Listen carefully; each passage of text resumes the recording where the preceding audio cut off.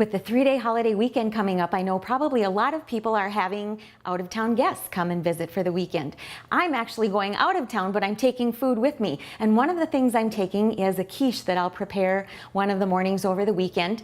I've discovered a new way to make quiche. Rather than a pastry crust, I've been making a wild rice crust. That way it makes it much more nutritious, less fat, and people really appreciate it if they're trying to cut down on their white flour intake. So I'm going to show you how easy it is and how convenient it is to use a wild rice crust. First of all, I've cooked my wild rice ahead of time.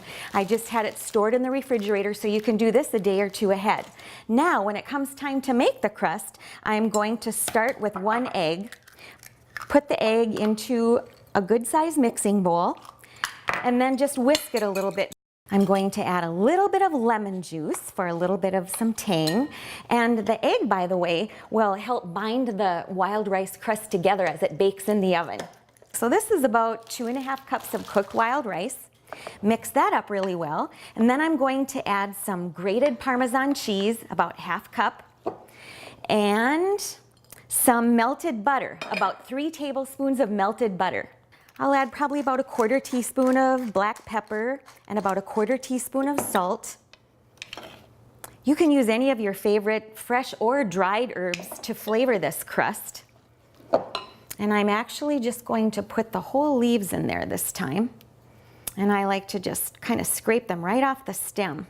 Now I find a 10-inch pie plate works best because it's a generous amount of wild rice.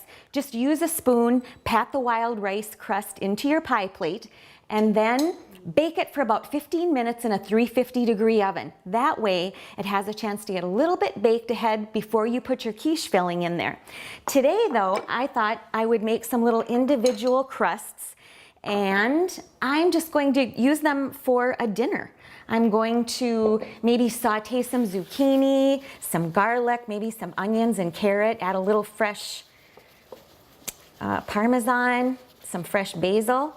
I like to oil the plate a little bit before I press the crust into the dish.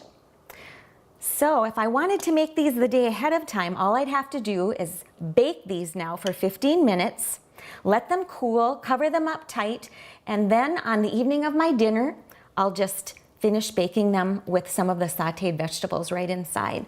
So it's really so versatile and so nutritious, and there's nothing like eating local wild rice. I'm Sue Doden, and I'm all about food.